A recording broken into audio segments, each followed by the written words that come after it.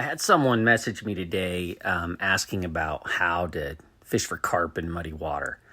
And as I started responding to it, I realized I really need to just make a video about it and kind of go over it. Now, first of all, even before I get into that, I just want to ask anybody who enjoys this content, watching this stuff, do me a favor, like and subscribe. Eventually, I would love for this content to help me to upgrade some of my equipment. I haven't reached that level yet, but if you like and subscribe, it'll help me get there. So anyway, thanks. If you like it, like and subscribe. Okay, so let's jump into this. The very first thing for targeting carp in muddy water is go find some clear water. Okay. Okay, so set that aside, right? Because that's not always possible, but carp fishing is way more fun, and you're going to be way more successful if you can find clear water. Now, these videos, you're going to see a lot of different areas of different mud level. Like this right here, this is extremely muddy. I mean, if they're 2 inches below the surface, you can't see them. This one you can see a little bit, but you don't see real well. Now, the overhead view is much better than what I can see actually standing in the water fishing. So sometimes it may seem like it's a little bit clearer than it actually is. But I just wanted to have some visuals here as we talk about this and how we approach these various fish. So hopefully it has some cool visuals, and hopefully those that are fishing muddy water, this will make some sense. Now I'm going to first talk about where we can see a little bit, but we can't see really what's going on. The fly gets down an inch or two, it's gone. You can't see the head of the fish. Might see some swirls. You might see the tail just a little bit. What we're trying to determine with all of the different indications of the carp, the tail, the movement of the water, is where is the head, right? In muddy water, we got to get really, really close to the head of the fish. In clear water, carp may move a foot to eat a fly, sometimes even further, but that's rare. Most of the time, it's going to be that 6 inches to a foot that they may move to eat a fly. In muddy water, you're not generally going to see them move that far. I mean, that fly has got to be 3 inches from their face. So as we're evaluating, we're looking for the tail, looking for different things. We're estimating where the head of that fish is. Now, how do I get our fly to be that close to the fish's head? Okay, so let's say we do that. Okay, you think you make a good cast, drag and drop, or you cast your fly out there, and the fish moved over to where you think now that fish is 3 inches from your fly. Well, now what do? I can't see the fly. I can't really see what the fish is doing.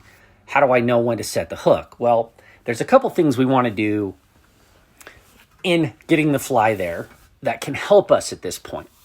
So if my fly is to the side of the fish's head, usually you're going to see that turn. The water swirling at the top is going to change. You'll actually see the tail change direction if you're fishing for a tailing fish. You may have been seeing a tail and now the tail disappears. Those are going to all be indicators of this fish has changed what it's doing. Now at that point, I'm going to make sure I get my line tight and start doing small little 1-inch strips until I feel tension, and then I'm going to hit it harder than that. So now to complicate it, let's talk a little bit about, we kind of assumed in the last scenario that I've got my fly in position. Well, now let's talk about how I really want to get my fly into position. I mentioned two things, drag and drop and leading the fish. Now, fortunately, in the really muddy water, fish can't see you very well. So you can make more mistakes from casting when you're presenting the fly to that carp in really muddy water than you could in clear water. So having said that, you still want clear water. It's going to still be way easier. But there are little advantages in the muddy water. So when I've got a fish and I've determined that I think it's moving in a particular direction based on the tail movement, the little bits of whatever I can see, movement of the bubbles. Sometimes in muddy water, all you'll see is a stream of bubbles. It'll go away and come back up and go away and come back up. Well, whatever direction that's moving is likely the direction that fish's head is. So I can use that stream of bubbles to determine, which direction that fish is facing. Okay, so whatever you use to try to determine that, you think you know which direction the fish is heading. So now I'm going to try to place my fly, drag and drop, leading him and letting him run into it. That works. If you do that, I would probably recommend using 2 flies. And in fact, if it's really muddy, 2 flies is actually a really good way to go about it, because it increases the chances that fish is going to come within 3 inches of one of those flies that you're trying to twitch. But definitely if you lead them.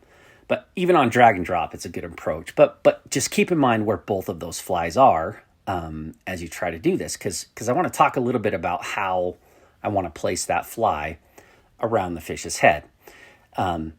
So I cast out, a couple feet past the fish.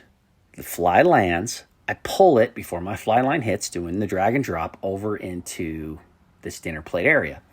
Now, one of the ways that these carp get spooked an awful lot and we lose our shots or miss our shots is when we line the fish. Now, so what that means is any part of our line touches the fish, right? They're going to feel that as it comes down. And that can be a disadvantage to 2 flies. But so what I want to do in that situation is I want to pull that fly until it's just past the fish towards me. And I want it, and obviously this is difficult, I want it to come down right next to the fish's head, on the left or the right side of the fish's head, in whatever direction it's going, on my side of the fish. And keep in mind now, so I've got this line that's going out to that fly. If I put it on the far side of it and I drop that down, right, that line is going to hit the carp and it's going to spook the carp almost every time. So I want that line to be just on my side, but I want it to come down right next to that eyeball if I can do it. I mean, if you drop it in next to that eyeball, they will almost always turn and eat. And if it's close like that, you're generally, you kind of know how fast my fly drops. I know when I think it's going to be passing that carp's head. You'll see it a lot of time where maybe you were seeing a little bit of a tail, just a little bit, that tail just all of a sudden disappears. Or the tail turns directions. They're usually going to hit it pretty quickly if you can get it in that tight. But again, we go from that 12-inch dinner plate to 3-inch dinner plate. In fact, and this is weird, but I've seen this a lot. The line hits the fish, it spooks it. If your fly hits the fish, carp eats it. I mean, I've seen it a ton where you're trying to get so close to that carp's face that it comes down and it actually brushes along, or it runs down the head of the fish or the side of the fish's face, and they immediately hit it. In fact, they a lot of times will hit it aggressively. So, I mean, don't be afraid to put it on the fish. Now, we don't want to hook the fish. Obviously, we don't want to line the fish, but where you release it, if once you're past the body of the fish and you release it and it comes down and drags along the face or the head or even the back just a little bit as it's coming to the bottom, don't be afraid of that. All right, so the last thing I want to talk about is the situation where we can't see anything at all. So we're essentially blind fishing. I have done this. I can't stand doing it. I don't recommend doing it, but I have caught fish doing it. It is possible.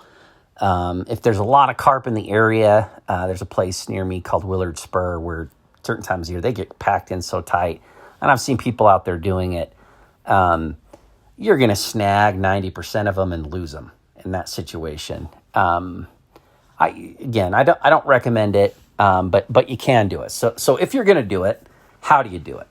Well, first of all, I'm still going to try to look for indicators like bubbles or something to tell me there's fish in the area. Now, carp jump a lot, so a lot of times that's going to be your indicator. If you got a fish jumping, well, there's carp there. Carp don't generally move around alone, so if there's a fish jumping over there, there's probably several other carp in the area.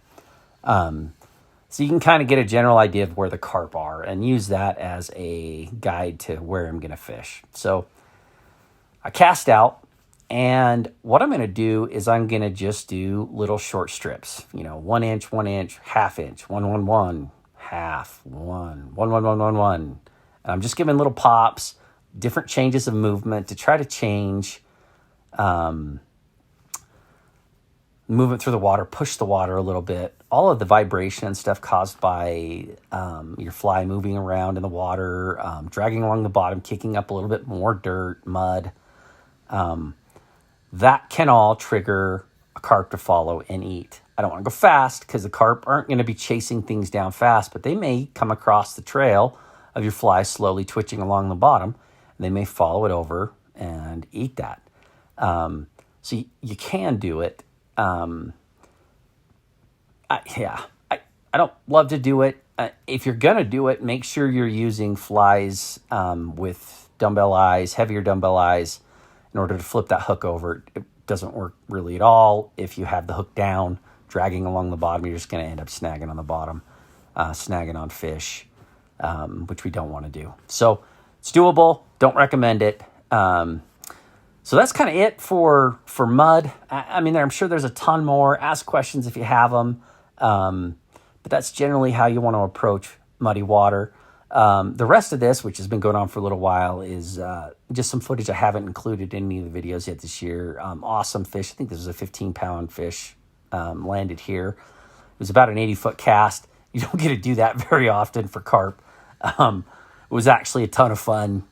Just worked out really good. But anyway, enjoy the video. This is just raw footage. I'll get an updated one, edited and everything coming down the line soon. But again, appreciate the support, guys. Like and subscribe. Help me grow this. Yeah, I'll get some more content out there. I'll talk to you guys later.